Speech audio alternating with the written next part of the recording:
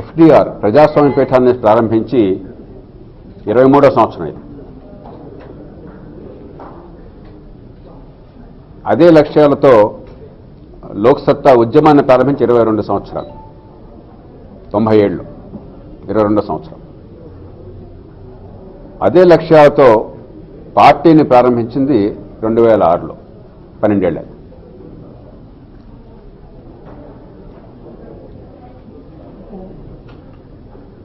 నిర్దిష్టమైన లిఖిత లక్ష్యాలతో మొట్టమొదటి నుంచి కూడా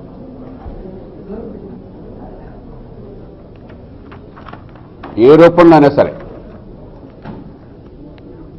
అది అధ్యయన సంస్థ కావచ్చు, ప్రజాస్వామ్య ఉద్యమం కావచ్చు, రాజకీయ పార్టీ కావచ్చు, ఆ లక్ష్యాల విషయంలో ఏమాత్రం తేడా లేకుండా, మార్గాలు పరిస్థితిని బట్టి మారుతుంటాయి, అనుభవాన్ని బట్టి కొన్ని పాఠాలు నేర్చుకుంటాం, మరింత షార్ప్నెస్ వస్తుంది ఎజెండాలో. కానీ ఏమాత్రం మౌలికమైనటువంటి సిద్ధాంతాలు కానీ లక్ష్యాలు కానీ విశ్లేషణ కానీ దానిలో తేడా లేకుండా నిరంతర పోరాటాన్ని లక్షలాది మంది 2 తెలుగు రాష్ట్రాల పౌరులు, దేశంలో వివిధ రాష్ట్రాల నుంచి లక్షలాది మంది భాగస్వామ్యంతో ఇన్నేళ్లు ఈ పోరాటం జరిగింది. ఓ పక్కన చూస్తే ఈ లోక్సత్తా కుటుంబం సాధించిన విజయాలు స్వతంత్రం తర్వాత దేశ చరిత్రలో అధికారంలో ఉన్న పార్టీలు కూడా సాధించాలి. ఒక్క ఎంపీ ఒక్క ఎమ్మెల్యే లేకుండా మేము సాధించాం, అందరూ కలుపుకుని, అందరూ కలిశారు కాబట్టి, లేకపోతే మా సొంతంగా చేయలేము. 3 రాజ్యాంగ సవరణలు, 91వ సవరణ, పార్టీ ఫిరాయింపుల నిషేధము, మంత్రివర్గ సభ్యుల సంఖ్యకి పరిమితి, 97వ సవరణ సహకార సంఘాల స్వయం ప్రతిపత్తి, 99వ సవరణ హైకోర్టు సుప్రీంకోర్టు న్యాయమూర్తి నియామకాల్లో పద్ధతులు, నేరస్తుల జాబితాలు బయటపెట్టేటువంటి, వాడి వివరాలు బయటపెట్టేటువంటి చట్టం డిస్క్లోజర్ల, పార్టీల నిధుల చట్టం, పాలనా సమాచార హక్కు, స్థానిక న్యాయాలయాల చట్టం, లోక్పాల్ చట్టం. ఆ ఉద్యమంలో చాలా మంది పాల్గొన్నారు, పెద్దలు అన్నా ఇలాంటి వాళ్ళంతా పోరాటం చేశారు. కానీ ఆ లోక్పాల్ చట్టం తుది రూపం వచ్చింది కేవలం జాతీయ స్థాయిలో లోక్సత్తా చేసినటువంటి ప్రయత్నము, ఇచ్చిన సిఫార్సుల మేరకు. ఓటర్ల జాబితాలో చాలా మేరకు ప్రక్షాళన, ఇంకా పట్టణ ప్రాంతాల్లో ఇంకా లోటుంది, కానీ ఆనాటితో పోలిస్తే చాలా ప్రక్షాళన జరిగింది, ఇంకా జరగాలి.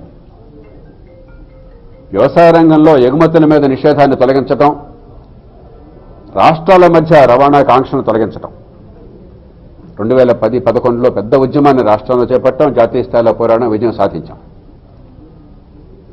2G స్పెక్ట్రమ్, ఆ లైసెన్సులు క్యాన్సిల్ చేయటము, కంపల్సరీ బిడ్డింగ్ చేయటం, అంటే అవినీతి లేకుండా, ఆశ్రిత పక్షపాతం లేకుండా పోటీ ద్వారా కేటాయించే ఏర్పాటు.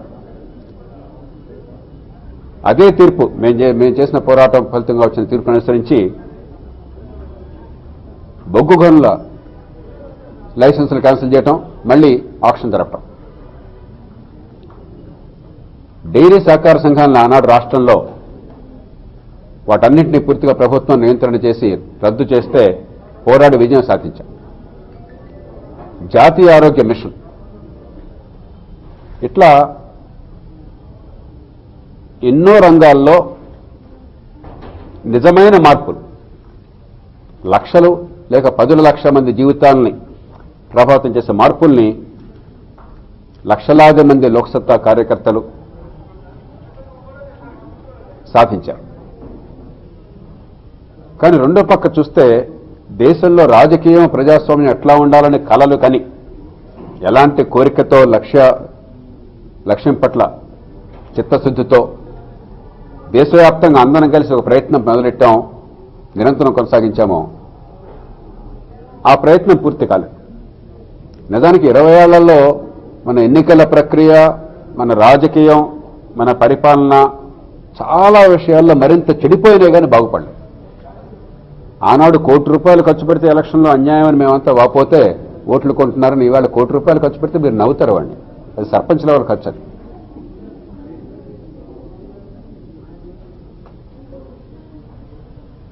ఆనాడు ప్రజలకు కావాల్సిన దీర్ఘకాలిక చేయకుండా అన్ని తాయిలాలు పెడుతున్నారని చెప్పని మేము వాపోతే ఇవాళ తాయిలాలు తప్ప ఇంకా పరిపాలన లేకుండా పోయింది, మనందరికీ తెలుసు. కాబట్టి రాజకీయము, పరిపాలన వీటిల్లో అన్ని చెడిపోయిన నేను అన్నాను. టెక్నాలజీ వల్ల దేశంలో మార్పులు వచ్చినాయి, వస్తున్నాయి. మన కుటుంబాలు ఇంకా బలంగా ఉన్నాయి ఈ దేశంలో. కాబట్టే ప్రతి కుటుంబం ఈ కులమైన, ఆ మతమైన, ఈ ప్రాంతమైన, ఈ భాష అయినా పిల్లల భవిష్యత్తు కోసం త్యాగాలు చేస్తుంది. కాబట్టి ఎంతో కొంత ప్రగతి దేశంలో జరుగుతున్నది. సమర్థులు, తెలివైన వాళ్ళు, ముందు చూపున్న వాళ్ళు ఈ దేశంలో సంపద సృష్టిస్తున్నారు, ఎంటర్ప్రెన్యూర్స్ వస్తున్నారు అన్ని రంగాలు. కానీ ప్రభుత్వం వల్ల పెద్దగా మంచి జరగటం లేదు.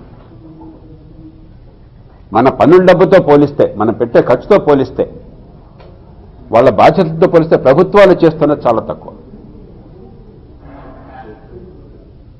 ఈ మాటలను ఎవరికే అంటలేదు, బాధ్యత లేకుండా అంటలేదు. కొంతమంది వెంటనే ఏంటంటే ఏమంటారా మీరు భారతదేశంలో మంచిగా జరగట్లేదా ఇలాంటి ఏదో వితండవాదం చేస్తారు. నిన్నటి కంటే వాళ్ళు బాగోలేదని ఎవరు అనరు. కానీ ఖచ్చితంగా ప్రపంచంతో పోలిస్తే, ఉండవలసినంత పోలిస్తే మనం చాలా తక్కువ స్థాయిలో ఉన్నాం. దానిలో అనుమానం ఏమాత్రం లేదు. 49 పెద్ద దేశాల్లో చూస్తే, అంటే $200 బిలియన్ మించి జాతీయ ఆదాయం ఉన్న దేశాలను చూస్తే, ఆ 49 దేశాల్లో ప్రతి రంగంలోనూ పిల్లల చదువు, కుటుంబాల ఆరోగ్యం, పారిశుధ్యం, మంచినీళ్లు,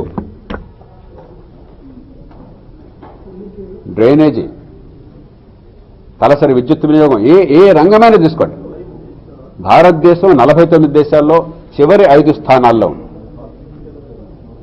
అట్టడుగు 5 స్థానాల్లో ఉంది.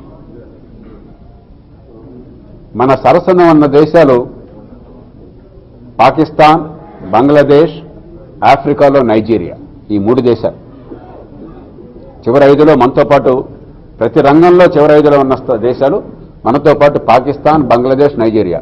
అంటే భారతదేశం స్థాయి పాకిస్తాన్, బంగ్లాదేశ్, నైజీరియా స్థాయి అంతకంటే పెరిగే శక్తి మనకు లేదా?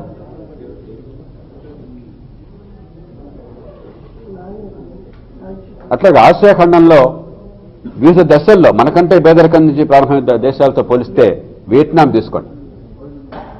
1980ల దాకా దేశమంతా కూడా విపరీతంగా బాంబులతో, దేశమంతా బాంబుల వరదే. మనకంటే ఆదాయం తక్కువ. చైనా తీసుకోండి, 70 దాకా మనకంటే తక్కువ ఉంది. మలేషియా తీసుకోండి, దక్షిణాఫ్రికా తీసుకోండి, మనతో పోల్చదగ్గ దేశం అనుకుంటున్నాం మనం, బ్రిక్స్ దేశాల్లో భాగం. మెక్సికో తీసుకోండి. ఏ దేశాన్ని తీసుకున్నా కూడా అన్నిట్లో మళ్ళీ చివరి స్థానంలో ఉంది భారతదేశం. ప్రతి రంగంలో ఈ పార్టీ ఆ పార్టీ తేడా లేకుండా, యూనియన్ ప్రభుత్వం ఆ రాష్ట్ర ప్రభుత్వం తేడా లేకుండా మన వాళ్ళు బేరాలకు మాత్రం లోపం లేదు. మనం వాళ్ళ మాటలు వింటుంటే, వీళ్ళ ప్రచారాలు చూసుకుంటుంటే, వీళ్ళ టీవీలో ప్రకటనలు చూస్తుంటే అద్భుతం జరుగుతోంది. ఈ దేశంలో స్వర్గం వెలసిల్లుతోంది. కానీ వాస్తవాలు నేను చెప్పినవి కఠోర వాస్తవాలు, ఎక్కడా కూడా నేను కల్పితమైన అంకెలు చెప్పట్లా. ఇవన్నీ కూడా ప్రామాణికమైన అంకెలు. మనం వల్ల చేస్తుంది ఆ పోలికలు పెట్టి టేబుల్ పెట్టామంత సొంత అంకెలు కాదు. కాబట్టి కేవలం కుటుంబాల వల్ల, టెక్నాలజీ పూర్వంలాగా కాకుండా అందుబాటులోకి రావడం వల్ల ఈ దేశంలో తమ సామర్థ్యంతో సంపద సృష్టించే వాళ్ళు చాలామంది ఇంకా ఉండి తంటాలు పడ్డం వల్ల ఈ నవరాత్రాలు వచ్చినా కూడా కొంతమేరకు ప్రభుత్వం మన పన్నుల డబ్బులో కొద్ది భాగాన్ని ఈ మౌలిక సదుపాయాలు పెంచడం కోసం కొంత ప్రయత్నం చేయడం వల్ల, అది మాత్రం కొంత ప్రభుత్వం చేస్తోంది. అది కూడా మిగతా ప్రపంచంతో పోలిస్తే మన దిగదుడుపు. అది మినహాయిస్తే ప్రపంచంతో పోలిస్తే, మనకున్న అవకాశాలతో పోలిస్తే మనం చాలా తక్కువ స్థాయిలో ఉన్నాం. 22 ఏళ్ల క్రితం మేము ఇట్లా అనుకోవాలి. 23 ఏళ్ల క్రితం లోక్సత్తా ప్రారంభించినప్పుడు, ప్రజాస్వామ్య పెట్టి ప్రారంభించినప్పుడు 20 ఏళ్లలో నిజంగా ఈ దేశం ఒక రోజులో అద్భుతం అవుతుందని అనుకోవాలి ఇప్పుడు. కానీ ఖచ్చితంగా ఒక అద్భుతమైన దేశంగా పెరగడానికి బాట వస్తుందని ఆశించాం. చైనా ఈవేళ ప్రపంచంలో టాప్లో లేదు ఇంకా, కానీ ఖచ్చితంగా ప్రపంచంలో టాప్కి వెళ్ళడానికి మార్గం ఏర్పడిపోయింది. ఎవరు కూడా వాళ్ళని తక్కువగా అనుకోవట్లా. గ్యారంటీగా చైనా నెంబర్ 1 అయిపోతుందని చెప్పిన భావం ప్రపంచం అంతా ఉంది. మన గురించి అలా ఎవరు అనుకోవట్లేదు. ఇది పార్టీలకు అతీతమైన విషయం. అంతప్పుడు మనం ఈ పత్రికల్లో చర్చలు కానీ లేకపోతే సమాజంలో కానీ పార్టీలు తప్ప ఇంకోటి లేదు. అసలు జనం బతుకులు, జనం చర్చ లేదు. పార్టీలు, ఎన్నికలు, ఎవడు గెలుస్తాడు ఎవడు ఓడతాడు. క్రికెట్ మ్యాచ్ లాగా దానికి అతీతంగా ఆలోచించే శక్తిని కోల్పోయింది ఈ సమాజం. ఈ నేపథ్యంలో లోక్సత్తా కుటుంబం కూర్చుని ఈవేళ పరిస్థితుల్లో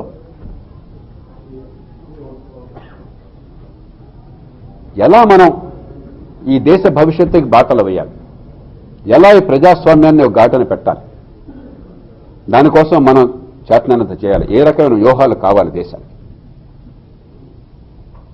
దానికోసం ఇవాళ సమగ్రంగా చర్చించుకున్నాం. స్వరాజ్య ఉద్యమం పేరిట కొన్ని నెలల క్రితం ఈ రాష్ట్రంలో 13 జిల్లాలో మా మిత్రులందరం నేను తిరిగాం. ప్రతి జిల్లాలో తిరిగాం. చాలా లోతుగా అధ్యయనం చేశాం. ప్రభుత్వ కార్యాలయాల్లో ఏమవుతోంది, పాఠశాల విద్య ఎట్లా ఉంది, ఆరోగ్యం ఎట్లా ఉంది, ఎలా బాగు చేయాలి వాటిని, స్థానిక ప్రభుత్వాల గతి ఎట్లా ఉంది, చట్టబద్ధ పాలన ఎంతగా చరమగీతం పడని దానికి పేరుకు తప్ప చట్టం ముందు ఎవరు ఏనాడు కూడా అందరూ సమానం కాదు, ఎలా ఉంది, వ్యవసాయం ఎట్లా ఉంది, దానికి ఏం చేయాలి.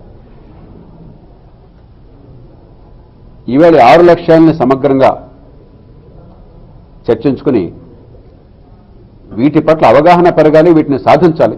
తక్కువ ఖర్చుతో అందరూ ఒప్పుకునే లక్ష్యాలు, దేశానికి అవసరమైన లక్ష్యాలు, పెద్ద ఖర్చు కానివి లేదా అసలు ఖర్చు అసలే కానివి లక్ష్యాలు, వీటి వల్ల పెద్ద మార్పు వచ్చే లక్ష్యాలు, వాటి కోసం గట్టి ప్రయత్నం జరగాలి.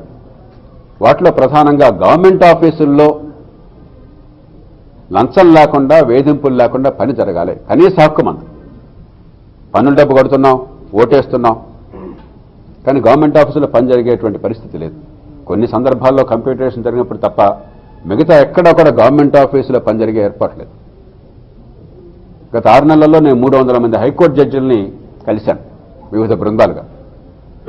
వారు సాక్షాత్తు హైకోర్టు న్యాయమూర్తులు, రాజ్యాంగ సంస్థలో ఉన్నారు, ఉన్నత స్థాయిలో ఉన్నారు. వారందరినీ ఒక ప్రశ్న అడిగాను, మీ సొంత ఊళ్ళల్లో మీరెవరో తెలియకుండా వాళ్ళకి మీ తరపున ఎవరో కూడా అధికారంలో ఉన్నవాళ్ళో పరిపత్రం వాళ్ళో ఫోన్ చేయకుండా ఒక్కళ్ళైనా కూడా గవర్నమెంట్ ఆఫీసుల్లో కావలసిన పని చేయించుకోగలరా, లంచం లేకుండా, ఆలస్యం లేకుండా? కంప్యూటర్ ద్వారా వచ్చి అయిపోతున్నాయి. ఒక పట్టదారు పాస్ పుస్తకం కావాలి, ఎక్కడ పొరపాటున దాన్ని సరిదిద్దాలి, భూమి సర్వే చేయాలి, కరెంటు కనెక్షన్ కావాలి, ఉచిత విద్యుత్ ఉన్నా కూడా ఇలాంటివి మీరు చేయించుకోగలరని చెప్పంటే ఇంతవరకు ఒక్క న్యాయమూర్తి కూడా చేయట్లేదు దేశవ్యాప్తంగా వీరంతా. కాబట్టి సర్వీస్ గ్యారంటీలు ఈ రాష్ట్రంలోనే ఇప్పుడు 1998లో మేము అక్టోబర్ 2న ఈ పౌర సేవలు అందాలని చెప్పిన ఒక అద్భుతమైన పుస్తకాన్ని తయారు చేస్తే 2 లక్షల కాపీలు ప్రజలకు అమ్ముడుమని పెద్ద ఉద్యమాన్ని చేపట్టాం. తాత్కాలికంగా రాష్ట్ర ప్రభుత్వం ఆనాడు మున్సిపాలిటీల్లో ఒక 5 సేవలకి గవర్నమెంట్ ఆర్డర్ ద్వారా సిటిజన్స్ చార్టర్ పెట్టింది. ఆలస్యానికి ప్రతిరోజుకి 50 రూపాయల పరిహారం ఏర్పాటు చేసింది. చాలా చోట్ల పరిహారాన్ని లోక్సత్తా కార్యకర్తలు, క్రియాశీల పౌరులు కూడా పరిహారాన్ని పొందారు ఆలస్యానికి. దానికి మ్యాచింగ్ రివార్డుగా లోక్సత్తా వారందరికీ ఇచ్చింది. కానీ అంతకుమించి ముందు అడుగు పడలా. ఇవాళ దేశంలో ఈ పౌర సేవల చట్టం లేనటువంటి రాష్ట్రాలు, పెద్ద రాష్ట్రాలు 3 ఉన్నాయి. మిగతా అన్ని రాష్ట్రాలు ఏదో ఒక చట్టం వచ్చింది. అవి ఆంధ్రప్రదేశ్, తమిళనాడు, తెలంగాణ. ఏపీలో కేవలం పారిశ్రామికవేత్తల కోసం చట్టం పెట్టారు, దాన్ని ఆహ్వానిస్తున్నాం. కానీ పన్నులు కట్టే పౌరుల కోసం చట్టం పెట్టాల. ప్రతి పనికి కాల పరిమితి పెట్టి ఆలస్యమైతే పరిహరించని ఏర్పాటు కాల. ఉద్యోగులు మన నుంచే వచ్చిన వాళ్ళు, ఉద్యోగుల్లో చాలామంది ప్రజలకు మంచి చేయాలని కోరుకున్నవాళ్ళు, చాలా ఆదర్శభావంతోనే పోటీ పరీక్షలు ఎన్నికైన వాళ్ళు. కానీ పనిచేసే వాతావరణాన్ని కల్పించలేదు. ప్రజలకు సేవలు అందించడం మొట్టమొదటి బాధ్యతగా ప్రభుత్వం గుర్తించలేదు. అధికారంలో కూర్చుంటే ఒక ఫ్యూడల్ పెత్తందారీ వ్యవస్థ నిర్మాణం చేశాం, బోటకం ప్రజాస్వామ్యం నిర్మాణం చేశాం. కాబట్టి దీన్ని బాగు చేయకుండా మిగతా ఏం మాట్లాడినా కూడా ఈ రాజకీయాలు ఎవరొచ్చినా ఉపయోగం లేదు. కాబట్టి ప్రధానమైన అస్త్రంగా ఇది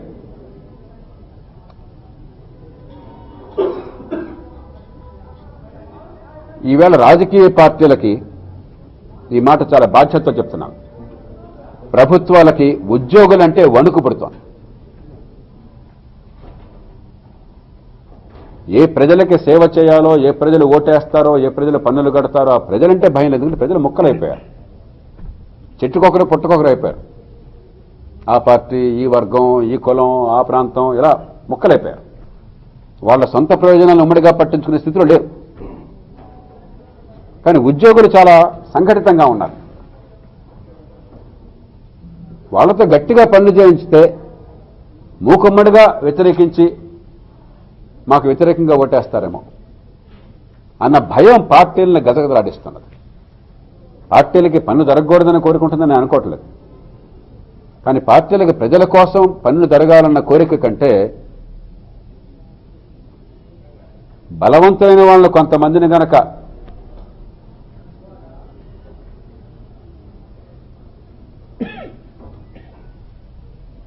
సరైన మార్గాన పెట్టి పనులు చేయించితే వాళ్ళంతా ఓడిస్తారా అన్న భయం ఎక్కువైపోయింది. అలా కాకుండా ప్రజల పట్ల భయం కనుక పెరిగినట్టయితే, ప్రజలకి ఇంత కొన్ని వేల కోట్ల రూపాయల పన్నులు కడుతున్నప్పుడు, బడ్జెట్లో 1,75,000 కోట్ల రూపాయల లెక్కలు చూపెడుతున్నప్పుడు, ఈ డబ్బుతో ప్రజలకు కావాల్సిన పనులు, హక్కుగా కావాల్సిన పనులు, ప్రజలకేమి ఉచితంగా అడగట్లా, మనమే హక్కుగా కావాల్సిన పనులు ధర్మంగా ఇవ్వట్లా. దీనిలో ఏమీ మాకు గన్లు ఇమ్మంటలేదు, మళ్ళు మాన్యాలు ఇమ్మంటలేదు. మా హక్కుగా కావాల్సిన పనులు, దాని ఫీజులు అంటే ఫీజులు కట్టేస్తాం. ఆ పనులు చేయించకపోతే ప్రజలు ఎదురు తిరుగుతారన్న భయం కలిగించాలి. అందుకు లోక్సత్తా పూనుకోవాలి. దాంతోపాటు తేలిగ్గా సాధించగల విద్య, ఆరోగ్యం, దానికి ఎలా రోడ్ మ్యాప్ ఇచ్చాం మేము. ఎంత ఖర్చు అవుతుంది, ఏ పథకం చేపట్టాలి, కొన్నిటి ఖర్చు ఉండదు, అసలు పద్ధతులు మార్చాలంతేను. స్థానిక ప్రభుత్వాలు చట్టబద్ధపరణ, వ్యవసాయంలో ఆదాయాలు పెంచే ఏర్పాటు, ఇది ప్రజల్లో ప్రచారం చేయటం. ప్రధానంగా గవర్నమెంట్ ఏ పనులు చేయాలో ఆ పనులు సులభంగా, లంచం లేకుండా, వేగంగా, పరిమితి లోపల పనిచేసే ఏర్పాటు, పని జరగకపోతే పరిహారం చర్చ ఏర్పాటు. దీని చుట్టూ కార్యక్రమాలు అల్లాల్సిన అవసరం ఉన్నది. ఇక జాతీయ స్థాయికి వచ్చినట్టయితే, 4 ఏళ్ల క్రితం ఈ దేశ ప్రజలు ఎన్నో ఏళ్ల తర్వాత, ఒకప్పుడు ఇందిరాగాంధీ గారికి ఇచ్చారు, అంతకుముందు నెహ్రూ గారికి ఇచ్చారు, ఆ తర్వాత రాజీవ్ గాంధీ గారికి ఇచ్చారు, తర్వాత ఎన్నో ఏళ్ల తర్వాత ఒక ప్రభుత్వానికి, ఒక నాయకుడికి అచంచల విశ్వాసంతో ఈ దేశంలో మౌలికమైన మార్పు వస్తున్న నమ్మకంతో మ్యాండేట్ ఇచ్చారు. ఏ కారణమన్నా కానివ్వండి, దేశంలో ఇందాక నేను చెప్పిన ఏ రంగంలో కూడా మౌలికమైన మార్పు జరిగే ఏర్పాట్లు జరగల. ఒక్కరోజున అద్భుతాలు జరగకపోయినా కూడా దానికి తగినటువంటి బాట ఏర్పడల. మామూలు రాజకీయం నడుస్తోంది, కాస్త అటు ఇటుగా అంతే. ఈ నేపథ్యంలో వేగంగా పెనుమార్పులు తేకపోతే, ఇందాక చెప్పాను 49 దేశాల మధ్య మనం అట్లా ఉన్నాం. పెనుమార్పులు తేకపోతే భారతదేశం చాలా నీరసమైన దేశంగా మిగిలిపోతుంది. దానికి ఈవేళ ఒక తరుణం ఉందని మేము భావిస్తున్నాం. కొద్ది రాష్ట్రాలు మినహాయిస్తే కాంగ్రెస్, బీజేపీల మధ్య ప్రత్యక్ష పోరాటం చాలా కొద్ది రాష్ట్రాలకు మాత్రం పరిమితమైంది ఇవాళ దేశంలో. మిగతా అన్ని రాష్ట్రాల్లో అయితే ప్రాంతీయ పార్టీల మధ్య పోరాటం, లేదా ఒక జాతీయ పార్టీ, ఒక ప్రాంతీయ పార్టీ మధ్య పోరాటం, లేదా కూటమిల మధ్య పోరాటం. అంతేగాని జాతీయ పార్టీల గుత్తాధిపత్యం లేదు ఇవాళ. కాబట్టి రేపు పొద్దున పార్లమెంట్ ఎన్నికల తర్వాత ఎవరు ప్రభుత్వంలోకి వచ్చినా కూడా గణనీయమైన ప్రభావం ప్రాంతీయ పార్టీలది. వారి మద్దతు లేకుండా ఏ ప్రభుత్వం మనుగడ సాధించలేదు. ఇవాళ చాలా పార్టీలు రాష్ట్రాల హక్కుల గురించి మాట్లాడు. ఇవాళ కూడా ఇక్కడ విజయవాడ పత్రికల్లో ఫ్రంట్ పేజీలో చూశాను, మా రాష్ట్రాల హక్కులు అని చెప్పాను. నిన్న హైదరాబాద్ పత్రికలో చూశాను, తెలంగాణ మా రాష్ట్రాల హక్కులు అని చెప్పాను. ప్రతి రాష్ట్రంలో ఇది ఒక చర్చగా వస్తున్నది ఇవాళ. సరే, వారి రాజకీయం వారికి ఉంటుంది, కానీ వారి రాజకీయ అంశాల వెనకాల బలమైనటువంటి, నిజమైనటువంటి అంశాలు ఇమిడి ఉన్నాయి. ఓటు వేస్తున్నదేమో రాష్ట్రాల్లో ఉన్న పార్టీలని, నాయకత్వాలను చూసి. అవసరాలు తీర్చాల్సిన బాధ్యత ఉంది రాజ్యాంగ పరంగానేమో రాష్ట్రాల్లో ఉన్న ప్రభుత్వాలు. ప్రజలకు కావాల్సిన దాదాపు ప్రతి మౌలిక అంశము కూడా రాష్ట్రాల చేతుల్లో ఉంది. గతంలో పూర్తిగా కేంద్రీకరించిన అధికారం ఉండేది. వాళ్ళు తలుచుకుంటే మర్నాడు ఇక్కడ ఎంత పెద్ద మెజారిటీతో ప్రభుత్వాన్ని పెట్టినా కూడా ప్రభుత్వం రద్దు చేసేవాళ్ళు మనం చూసాం, మన రాష్ట్రంలో చూసాం. ఏం కావాలన్నా వాళ్ళు అర్థించాల్సి వచ్చేది, వాళ్ళ అడుగులకు మడిగొత్తాల్సి వచ్చేది. కానీ ఆనాటి నాయకులు జ్యోతిబాసు గారు, ఎన్టీ రామారావు గారు, రామకృష్ణ హెగ్డే గారు, బిజు పట్నాయక్ గారు, కరుణానిధి గారు వీళ్ళంతా కూడా గట్టి పోరాటం చేసి ప్రజల్లో చైతన్యాన్ని తీసుకొచ్చి రావడం వల్ల, ప్రాంతీయ పార్టీలు పెరగడం వల్ల, ఆర్థిక సరళీకరణ వల్ల, బొమ్మాయి కేసుల సుప్రీంకోర్టు తీర్పు వల్ల కొంతమేరకు రాష్ట్రాలకు అధికారాలు వచ్చినాయి. పూర్వం ఉన్నంత అధ్వానంగా లేదు. కానీ ఇప్పటికి కూడా మౌలికమైన మార్పులు కావాలంటే నిజంగా ప్రజలకు విద్య అందించాలి, విద్యా హక్కు చట్టం పెట్టారు. ఆరోగ్యాన్ని బాగు చేయాలి విధానాన్ని మీరు రూపొందిస్తూ ఉంటున్నారు. ప్రాజెక్టుల కోసం పరిశ్రమకు భూమి సేకరించాలి, రైతులకు న్యాయం చేయాలి, మీకు కాదు మేము చేసుకుంటాం అని చెప్పి వాళ్ళు చట్టం పెట్టారు.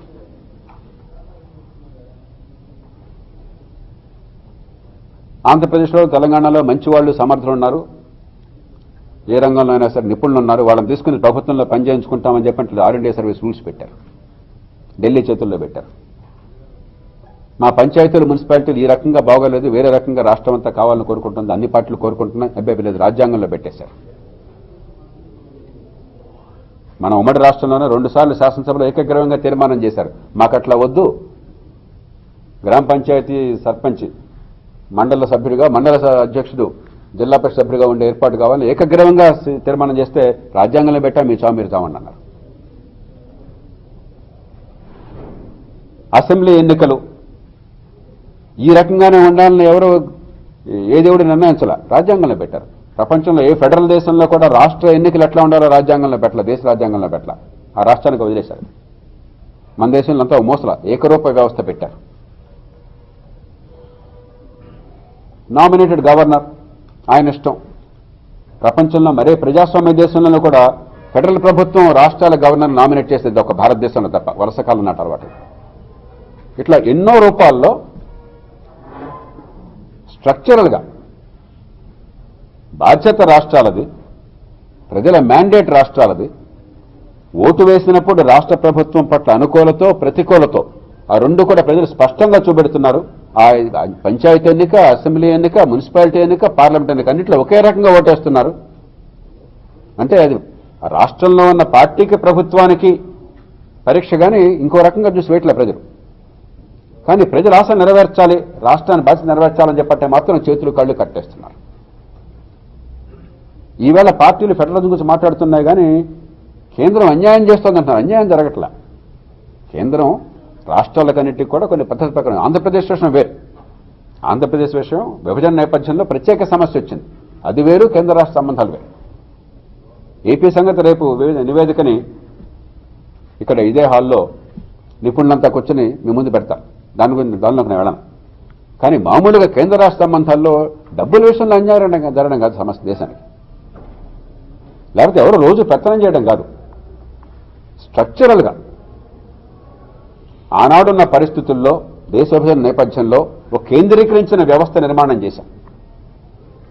ఈవేళ జాతీయ స్థాయి నుంచి మార్పులు వచ్చే అవకాశం లేనప్పుడు, గొప్ప అవకాశాలు అన్నీ జారవిడుచుకున్నప్పుడు ఏ రాష్ట్రానికి ఆ రాష్ట్రం అవకాశాన్ని ఇస్తే, దాంతోపాటు స్థానిక ప్రభుత్వాలు బలపడితే, వాళ్ళ జవాబుదారితనం కోసం గట్టి ఏర్పాట్లు చేస్తే, మళ్ళీ వాళ్ళ అధికార దుర్వినియోగం లేకుండా, అవినీతి విశృంఖలంగా కాకుండా, అప్పుడు ఎక్కడికక్కడ ప్రయోగాలు జరుగుతాయి. ఏ రాష్ట్రం భవిష్యత్తు ఆ రాష్ట్రం చూసుకుంటుంది. ఒకళ్ళు బాగా చేస్తే ఇంకోటి దాన్ని అనుకరిస్తారు, బాగా చేయకపోతే ఫలితాన్ని వాళ్ళే అనుభవిస్తారు, ఇంకోటి బాధ ఉండదు. అంచేత వాళ్ళ ఫెడరలిజం, నిజమైన ఫెడరలిజం, బాధ్యతతో కూడిన ఫెడరలిజం, కోఆపరేటివ్ ఫెడరలిజం, స్థానిక ప్రభుత్వాలు మూడో అంచె ప్రభుత్వంతో కూడిన ఫెడరలిజం కోసం సమయం ఆసన్నమైంది. దానికోసం ఈవేళ జాతీయ స్థాయిలో పార్టీలు ఏకం చేయాలి. ప్రాంతీయ పార్టీల్ని, కలిసి వచ్చే జాతీయ పార్టీల్ని, జాతీయ పార్టీల ప్రాంతీయ నాయకుల్ని, వీటన్నింటి దృష్ట్యా 2 బృందాలను ఇవాళ ఏర్పాటు చేసుకున్నాం. మా డివిఎస్ వర్మ గారు, అలాగే డాక్టర్ పట్టాభి గారు. ఇవాళ వారి కళాశాల రీయూనియన్ ఉంది కాబట్టి వారు రాలేకపోయినారు. ఇద్దరు మాకు పెద్ద దిక్కులు. వారు మిగిలినటువంటి నాయకత్వం అంతా కూడా ఇక్కడ కూర్చున్నవారు, మిగతా వారంతా కూడా లోక్సత్తా కుటుంబం భవిష్యత్తులో మా లక్ష్యాలకి, మనందరి లక్ష్యాలకు అనుగుణంగా ఈవేళ ఎలాంటి సంస్థాగత మార్పులు చేయాలి, ఏ రకమైనటువంటి కార్యకలాపాలు చేపట్టాలి, దీర్ఘకాలిక వ్యూహాన్ని ఏ రకంగా చేపట్టాలి. ఈ దేశంలో వీలున్నంత వేగంగా మార్పులు తేవడం కోసం, ఈ మార్పులు చాలా వేగంగా వస్తాయని మేము ఆశపడ్డాం, దేశ ప్రజలంతా ఆశపడ్డారు.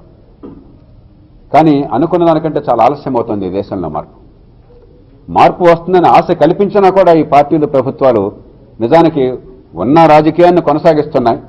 వాళ్ళ పార్టీలు విస్తరణలో మునిగిపోయినా తప్ప, ఒక ఫ్యూడల్ రాజకీయం నడుపుతున్నారు తప్ప, పెత్తందారీ రాజకీయం నడుస్తుంది తప్ప, ధన రాజకీయం నడుస్తుంది తప్ప, ప్లూటోక్రసీ అని చెప్పంటాం. డబ్బుకి రాజకీయ పదవికి పూర్తిగా అవినాభావ సంబంధం ఏర్పడింది. ఆంధ్రప్రదేశ్ ప్రజలకి పత్రికలు నేను చెప్పక్కర్లా. అసెంబ్లీకి ఎంత ఖర్చు పెట్టబోతున్నారో, రేపొద్దున ఇప్పుడు ఎంత పెడుతున్నారో, పార్టీలకు సీట్ల కోసం ఎంతంత డబ్బులు గొమ్మరిస్తున్నారో నా చెడు కూడా వినిపిస్తోంది. మీలాంటి వాళ్ళు చెప్తున్నారు. కొంతమంది డబ్బులు ఇచ్చేవాళ్ళే చెప్తున్నారు, సీట్లు ఆశించేవాళ్ళే చెప్తున్నారు. మనకు ఎక్కడి నుంచో సమాచారం రాదు.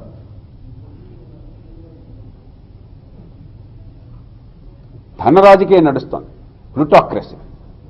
దీనిలో అసలు ప్రజలతో సంబంధం లేని రాజకీయం నడుస్తుంది. ప్రజలు కేవలం ఆ ఓటు వేసే యంత్రాలు అంతే. అంతటితో ఆగల క్లెప్టోక్రసీ, దోపిడీ రాజకీయం నడుస్తున్నది.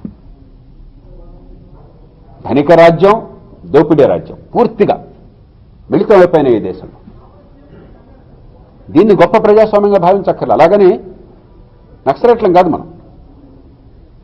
ప్రజల్లో ఆలోచన పెరిగేదాకా, నా ఓటు ఏమిటి, ఎందుకు వేస్తున్నాను, నా ఓటుకి నా బతుక్కి సంబంధం ఏంటి అర్థమయ్యే వ్యవస్థ నిర్మాణం చేసేదాకా ఈ పరిస్థితిలోనే ఉంటుంది. ప్రపంచంలో అన్ని దేశాల్లో ప్రజాస్వామ్యం పెరగడానికి వాళ్ళు చేసుకున్న ఏర్పాట్లు, సామాన్య ప్రజలకి ఆ ప్రజాస్వామ్య ఫలితాలందే ఏర్పాట్లు చేశారు. ఆ ఓటు అంటే ఏంటో అర్థమయ్యే వ్యవస్థ నిర్మాణం చేశారు. మరి రెండు చేయాలి. ప్రజాస్వామ్య ఫలితాలంటే మన చదువు ఆరోగ్యం ఎట్లా తగలడం, సామాన్యుడికి ఓటు అర్థమైతే డబ్బుకో లేకపోతే తాయిలాలకో ఓటు వేయాలి. రెంటికి సంబంధం లేనటువంటి వ్యవస్థ నిర్మాణం చేసి దీన్ని ఒక ప్రజాస్వామ్య రాజకీయంగా భ్రమింపజేస్తున్నాం. మనం నిజాయితీగా అంచనా వేసి దాని మార్పులు తీసుకోవాలి. దానికోసం ఈ దేశంలో చాలా మందికి మనసులో ఆందోళన ఉంది. కానీ దీర్ఘకాలం స్పష్టమైన అవగాహనతో ఏనాడో కూడా మాట తప్పకుండా 22 ఏళ్ల కాలంలో వర్మ గారు కానీ, నేను కానీ, మిగతా నాయకులు కానీ నిన్న ఒకటే వాళ్ళు ఒకటి ఒక్క విషయంలో కూడా మాట్లాడాలి. పరిష్కారం చూపించిన విమర్శ మేము ఒక్కటి కూడా చేయాలి. వాస్తవాలు ఆధారం లేనటువంటి విమర్శ ఒక్కటి కూడా చేయాలి. హేతుబద్ధం కాని విమర్శ చేయాలి. ఎప్పుడు పరిష్కారంలో భాగమైనాం, శక్తికి మించి చాలా పరిష్కారాలు సాధించాం.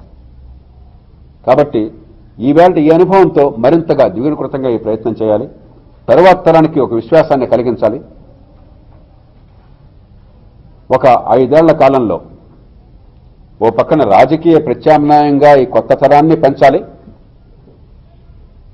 అది కేవలం ఉన్న రాజకీయం తీరు కాకుండా ప్రత్యామ్నాయ రాజకీయాన్ని పెంచాలి. ఈ ప్రత్యామ్నాయ రాజకీయాన్ని, రాజకీయ ప్రత్యామ్నాయాన్ని రెంటిని కలపాలి. అంతేగాని ఒక పార్టీ బదులు మరో పార్టీ వస్తే ఉపయోగం పెద్దగా ఏం లేదు. ఏదో పోటీ జరుగుతుంది, ఎవరో ఒకరు రావాలి కానివ్వండి. కానీ ప్రత్యామ్నాయ రాజకీయం కావాలి, రాజకీయ ప్రత్యామ్నాయం కావాలి. అందుకోసం చెప్పని చాలా త్వరలోనే ఈ బృందాలు కొన్ని నిర్ణయాలు చేస్తాయి. ఆ నిర్ణయాలను చాలా వేగంగా అమలు చేసి విశ్వాసం కోల్పోతున్నటువంటి సమాజంలో, ఇక ఈ ప్రజాస్వామ్యం ఇంతే, ఈ ఎన్నికలు ఇంతే, ఈ ఓట్లు ఇంతే, ఈ బోటకం ఇంతే, పరిపాలన అంటే ఇంతే అని చెప్పి అనుకుంటున్న సమాజంలో దీని నుంచి మళ్ళీ ఇంకొకసారి మరో మార్గాన్ని చూపెట్టి ప్రజల్లో ఆత్మవిశ్వాసాన్ని పెంచి మార్పుకు దోహదం చేయడం అని చెప్పనేది మా లక్ష్యం. అందుకోసం చెప్పని మా సోదరులంతా చేస్తున్న ప్రయత్నాన్ని ఆశీర్వదించవలసిందిగా, ఇది మీ అందరి ప్రయత్నం, మా సొంతమేం లేదు. దీనిలో లోక్సత్తా ఏ ప్రయత్నం, ఏ పోరాటం చేసిన ఉదాహరణకి నిరచయితల జాబితాలు బయట పెడితే మీ అందరూ కొన్ని వందల మంది నాకు రహస్యంగా సమాచారాన్ని అందించారు. ఇప్పటికి కూడా దాన్ని రహస్యంగా పెట్టాను. ఆనాడు కనుక బయట పెడితే వాళ్ళ ప్రాణాలు కూడా పోయిండే. చాలా బలవంతులు, కరడుగట్టిన నేరస్తులు, వాళ్ళ వివరాలు చాలా ప్రామాణికంగా మీరంతా ఇచ్చారు కాబట్టి మేమన్నీ బయట పెట్టగలిగాం. మా సొంతమేం లేదు. కేవలం సమాజంలో కొన్ని మౌలికమైన మార్పులు కొంతమంది చోతక శక్తిగా ఉండాలి కాబట్టి మా ప్రయత్నం తప్ప మా సొంతమేం లేదు. మాకు ఆ శక్తి లేదు. మనందరూ పూనుకోకపోతే అది సాధ్యం కాదు. కొంతమంది సొంత అవసరం కాదు. కాబట్టి పత్రికలు కానీ రాజకీయ పార్టీల్లో నిజంగా ప్రజలకు మంచి చేద్దామని వచ్చిన వాళ్ళు ఎక్కువ, కాకపోతే ఊబిలో కూరుకుపోయారు. ఈ మార్పు సాధించాలని కోరుకున్న వాళ్ళు కానీ, యువత కానీ, పౌర సమాజంలో పెద్దలు కానీ అందరూ కూడా కలిసి ఈ పోరాటం చేయాలి, దానికి మద్దతు ఇవ్వాల్సిన గుర్తు మీ ప్రశ్నలు ఆహ్వానిస్తే నేను సెలవు తీసుకుంటున్నాను. ఒకటేమో రాజకీయం, కొంచెం పచ్చిగా మాట్లాడుకుంటే కేసీఆర్కి ప్రధాన ప్రతిపక్షం ఎవరు? కాంగ్రెస్. చంద్రబాబు నాయుడు గారికి కాంగ్రెస్ ప్రతిపక్షం కాదు. ఇదే 10 ఏళ్ల క్రితం చంద్రబాబు నాయుడు కాంగ్రెస్ కలిసేవారా? కాబట్టి జాతీయ స్థాయిలో కేసీఆర్ వ్యూహం వేరు ఉంటుంది, చంద్రబాబు నాయుడు గారి వ్యూహం వేరుగా ఉంటుంది. వారి రాజకీయ అవసరాలను బట్టి ఇక్కడే కనుక కాంగ్రెస్ ప్రధాన ప్రతిపక్షం అయినట్టయితే చంద్రబాబు నాయుడు గారు కాంగ్రెస్ జాంతానే అనేవాడు. కాబట్టి దీన్ని మనం అది రాజకీయం జరగనండి. కానీ ఫెడరలిజం, రాష్ట్రాల హక్కులు, రాజ్యాంగం రాష్ట్రాలకు ఇచ్చిన బాధ్యత నిర్వర్తించడంలో రాష్ట్రాలకు వెసులుబాటు, ఈ కొంతమేరకు సంఖ్యలు తొలగించడం అన్న విషయంలో వీరందరికీ అభిప్రాయం ఉంటుంది. అంతేకాదు జాతీయ పార్టీల రాష్ట్ర నాయకులు కూడా అభిప్రాయం ఉంటుంది. కాబట్టి వాళ్ళు కొంచెం బహిరంగ అంత గట్టిగా చెప్పరు. వాళ్ళ అనుభవంలో చూస్తున్నారు. అంచేత రాజకీయం వాళ్ళని చూసుకోనండి. ఏ పార్టీ వస్తుంది, ఎవరో ఒకరు రావాలి కదా, ఇక్కడో అక్కడ ఎవరో ఒకరు రావాలి కదా. రాజకీయంగా పోటీ ఉంటుంది, వీడి బదులు వాళ్ళు వస్తారు, వాళ్ళ వీళ్ళు వస్తారు. దాని గురించి పెద్దగా మనం పట్టించుకోకర్లా. కానీ ఈ అంశాలు ఎవరొచ్చినా కూడా జరిగే ఏర్పాటు జరగాలి మా ప్రయత్నంలో. ఉద్యోగస్తులకి రాజకీయ నాయకులు భయపడుతున్నారు, రాజకీయ పార్టీలు భయపడుతున్నాయి అన్నారు. ఇక రాబోయే కాలంలో చూస్తున్నట్టయితే ప్రతి ఒక్కరు కూడా భయపడే పరిస్థితి ఏర్పడుతుంది. Vote bank correct. మీరు అన్నది నేను చాలా మంది ఉద్యోగాలు చేసిన వాళ్ళం. నాకు ప్రభుత్వ ఉద్యోగం ఎక్కడ పనిచేసినా కూడా వాళ్ళు ఎంత ప్రేమగా చూస్తున్నానో వాళ్ళందరికీ తెలుసు. ఏనాడు వాళ్ళని నేను ఒక బాస్ లాగా ప్రవర్తించలేదు, ఒక ఫ్యూడల్ లార్డ్ లాగా ప్రవర్తించలేదు. నా అన్నదమ్ముల్లాగా ఆదరించాను, ప్రేమించాను. మామూలుగా సమాజం చిన్న స్థాయి వాళ్ళు కూడా నా పక్కన నాతో సమానంగా చూసుకున్నాను, వాళ్ళ మాట గౌరవం ఇచ్చాను. కాబట్టి దీంతో చెప్తున్నాను, ఇప్పటికి కూడా ఉద్యోగుల్లో 100కి 100 పాళ్ళు ప్రజలకు చేయాలి, సమాజం నుంచి వచ్చామన్నటువంటి తపన ఉన్న వాళ్ళు చాలామంది ఉన్నారు. ప్రతిభ ఉన్న వాళ్ళే ఉద్యోగాల్లోకి వస్తారు. ఎందుకంటే పోటీ పరీక్ష అంత బలమైన పోటీ ఉంది. దురదృష్టం అక్కడున్న వాతావరణం వెంటనే ఒక ఫ్యూడల్ ప్రభువులుగా తయారు చేస్తుంది వీళ్ళలో చాలామంది. మంచి సేవలు అందించాలని చెప్పండి, ఇది మాట నేను ఎప్పుడు చెప్పడం కాదు. ఇప్పుడు 40 ఏళ్ల క్రితమే తెలుగునాట పరిశోధన చేసి రాబర్ట్ బేడెన్ ఒక ప్రముఖుడు చెప్పాడు, ఒక ఫ్యూడల్ రాజ్యం కొనసాగుతుంది, ప్రజల్ని బెచ్చగాళ్లుగా చూసే సంస్కృతి తెల్లవాళ్ల కాలం నుంచి వచ్చింది, అది కొనసాగింది. రాజకీయ పార్టీలు దాన్ని గుర్తించి ఒక పక్కన అధికారాన్ని వికేంద్రీకరించాలి, మరో పక్కన ప్రభుత్వ యంత్రాంగాన్ని జవాబుదారీగా చేయాలి. ఈ రెండు చేయకుండా వాళ్ళు మధ్యవర్తులుగా వాళ్ళ పార్టీ కార్యకర్తలు పెట్టారు మొట్టమొదటి నుంచి. ఇవాళ అందుకనే 200 మంది కార్యకర్తలు లేకపోతే అసెంబ్లీ నియోజకవర్గంలో రాజకీయం నడవదు. ఈ పార్టీ అది వైకాపా కావచ్చు, టీడీపీ కావచ్చు, మన ఫ్రాంక్గా మాట్లాడుకుందాం. ఆ కార్యకర్తలను పోషించేది ఎవరండి? వాళ్ళు చేసేది ఏంటి? పైరవి చేయటం, మధ్యవర్తులను గవర్నమెంట్ ఆఫీస్కి పనిచేయించి ఏర్పాటు చేయటం, వాడిని వీడిని తీసుకెళ్ళటం. మరి వాడు బతకాలి కదా, పని జరిగే వ్యవస్థను ఏర్పాటు చేయాలి. కాబట్టి రాజకీయ పార్టీలు ఊపిలో కూరుకుపోయినాయి. ఇప్పుడు బయటపడితే పార్టీలు మేము గనక ఈ ప్రజలకు సేవలు అందించే ఏర్పాటు చేయకపోతే ప్రజల నుంచే ప్రతిఘటన వస్తున్న భయం కలిగితేనే భయపడతారు. అందుకోసం పార్టీలకు అత్యతంగా పూనుకోవాలి. ఓట్ల కోసం బతికేవాళ్ళు కాకుండా, రాజకీయ పార్టీగా లోక్సత్తా పార్టీ ఉన్నా కూడా ఓట్లే సర్వస్వం అనుకోవట్లా, మార్పు సర్వస్వం అనుకుంటున్నాం. దానికి ప్రజల్ని సంఘటితం చేసే ప్రయత్నం కావాలి. ఆ ప్రయత్నానికి మేము సిద్ధమవుతున్నాం. లేదండి, ప్రజల్లో మీరు ఒకసారి అడగండి. మీరు నేను ప్రజలమే కదా. ఎంత కాకుందా మీకు? గవర్నమెంట్ ఆఫీసులో ఏం జరుగుతుంది మీకు లేదు మనసులో? ఇది అయిపోయిన తర్వాత మీరు నాకు చెప్పరు ప్రైవేట్గా ఏం జరిగిందో ఉంది. కానీ అది ప్రజలకి కాక ఉండడం వేరు, ప్రజలు చేయగలగటం వేరు, రెండుకి తేడా ఉంది. ఎందుకని ఏమన్నా చేయడానికి పూనుకుంటే 15 రోజుల్లో అయింది, 6 నెలలు పడుతుంది. 1000 రూపాయలు లంచం తర్వాత 10,000 రూపాయలు పడుతుంది. వాళ్ళు నష్టం జరుగుతుంది. గతి లేక దుఃఖాన్ని దిగమింక్కుని కన్నీళ్లతో వాళ్ళంతా కూడా దీనిలో ఈ విషవలయంలో బందీలు అయిపోయారు.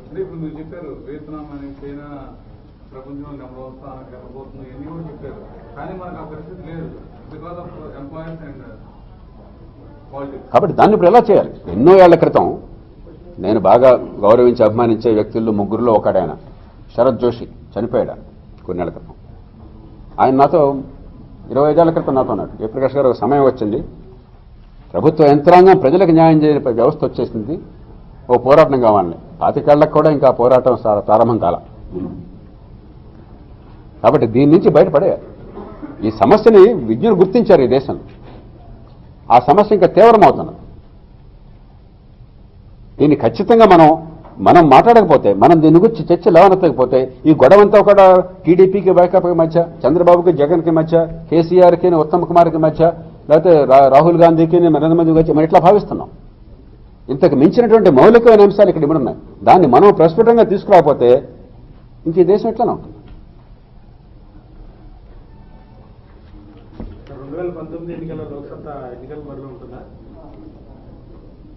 మేము చెప్పవలసింది చెప్పాము. ఇప్పుడు ఇవాళ రాష్ట్రంలో ఎన్నికలు జరగబోతున్నాయి కాబట్టి ఈ నేపథ్యంలో ఏం చేయాలన్నది మా వాళ్ళందరూ గురించి ఆలోచిస్తారు. కానీ నిజాయితీగా మాట్లాడుకుందాం. ఎలక్షన్ ఎంత ఖర్చు అవుతుంది ఇవాళ? లోక్సత్తా ఇలా ఖర్చు పెట్టాలనుకుంటుందా? అది కాదు కదా. కాబట్టి పరిమితులు మనకు తెలుసు. ఆ పరిమితులను దృష్టిలో ఉంచుకుని మేము ఏ ప్రయోజనం ఆశిస్తున్నామో ఈ ప్రజలకి, ప్రజాస్వామ్యం బాగుపడడానికి, దాన్ని నెరవేర్చడం కోసం కనుక ఎన్నికల్లో ఒక మార్గం అయితే కొంతమేరకు ఆ ప్రయత్నం కూడా జరగదు. చూద్దాం. అది అంత గురించి ఆలోచించాలి. జనసేన పార్టీలు కూడా మీలాంటి భావనాలు తెలుసుకునే పార్టీ ఎన్నికల్లో వెళ్ళాలనుకుంటుంది. అలాంటి పార్టీతో కలిసి అవకాశం ఆల్రెడీ చూడలేదు అసలు. మనం ఏం చేస్తాం మనకు తెలియదు ఇంక వాళ్ళు. రెండోది మిత్రుడు పవన్ కళ్యాణ్ నాకు బాగా తెలిసిన మనిషి. సంకల్పంతో పాటు ఒక స్పష్టమైన విశ్లేషణ, నిర్దిష్టమైన ఎజెండా కావాలి. సదాశయాలు అవసరం. కాబట్టి చూద్దాం. మేము మీద భావస్వరూపితలతో చూద్దాం భవిష్యత్తులో. ఏడి లక్ష్మీనారాయణ గారు పార్టీలో అధ్యక్ష పదవి తీసుకోవడం గతంలో అది గతం నాస్తే. నేను ఎప్పటికే ప్రకటన ఒకసారి చేస్తున్నట్టున్నాను. ఇప్పుడు నేను నమ్మేది ఏమిటంటే ప్రపంచంలో మరే దేశంలో భారతదేశంలో ఉన్న పార్టీలు లేవు.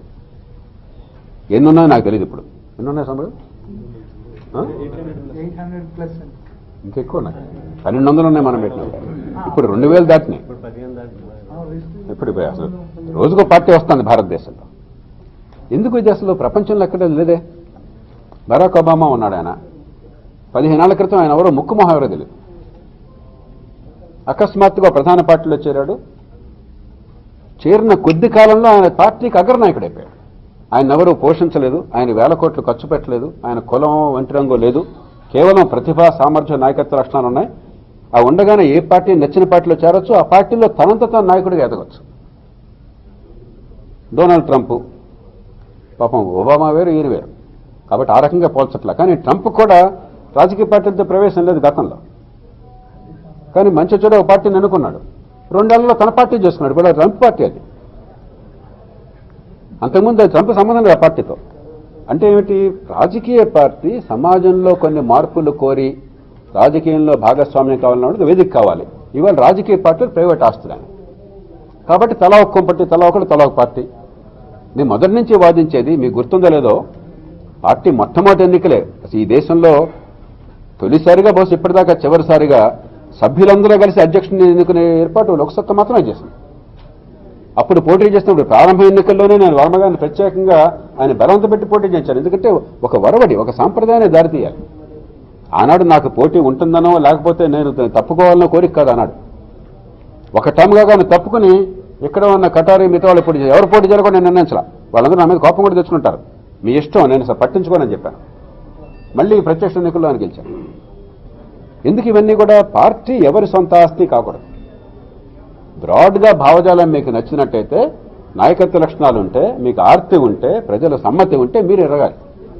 కాబట్టే ఎవరు సదుద్దేశంతో రాజకీయ ప్రవేశం చేసినా కూడా మనందరం తలా ఒక్కొంపటి కాకుండా కలిసి పనిచేయాలి అన్నది ఆనాడు ఈనాడు కూడా లోక్సత్తా కొత్తగా చెప్పట్లేను. లేకపోతే అప్పుడు వర్మ గారు పోటీ చేసేవాడు కాదు, తర్వాత ఆయన సొంతంగా ఎన్నికయ్యేవాడు కాదు. అదే లక్ష్యం అప్పటికిప్పటికి కూడా. సరే, ఇంకా సాంప్రదాయ వాసనలు ఉన్నాయి కాబట్టి మనకి మన కొట్టు కావాలన్న కోరిక ఉండొచ్చు. లోక్సత్తాకు ఆ ధోరణి ఏనాడు లేదు. నాకు తెలుసు చాలామంది మనసుల్లో లోక్సత్తా అంటే జయప్రకాష్ అని ఉంది. ఎందుకంటే భావజాలం ఉత్పత్తి చేసిన వాళ్ళకి అది ఉంటుంది కాబట్టి. కానీ జయప్రకాష్ మనసుల్లో ఆ మాట ఎప్పుడు లేదు.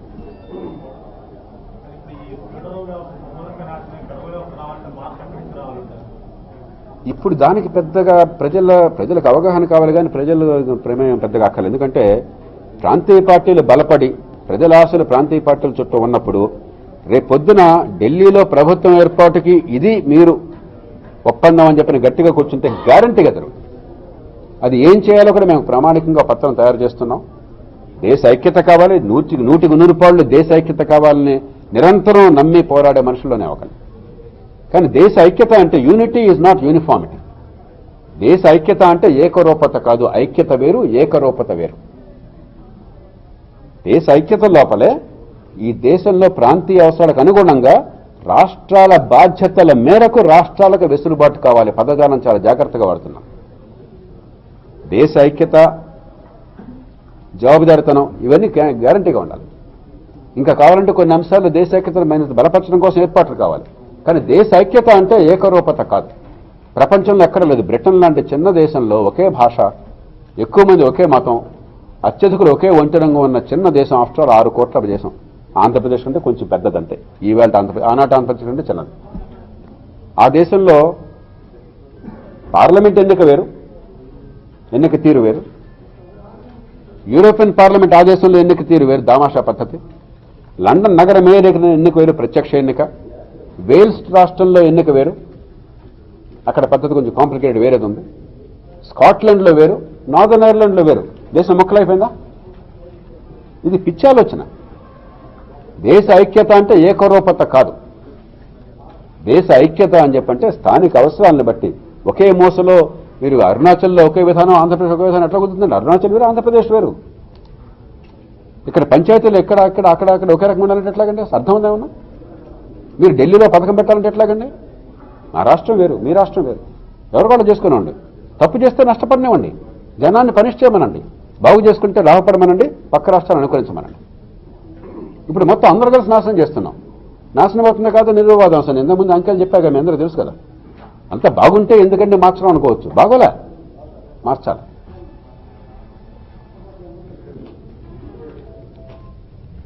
అది పూర్తిగా పార్టీలకి వాటికి అతీతమైనటువంటి సమావేశం. మీకు ముందు కొంచెం నేపథ్యాన్ని ఒకసారి వివరిస్తాను.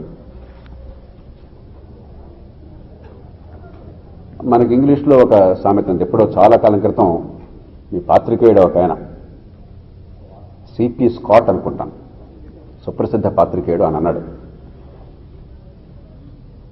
Facts are sacred. వాస్తవాలు చాలా పవిత్రమైనవి, అవి మార్చేవి కాదు. Opinions are cheap,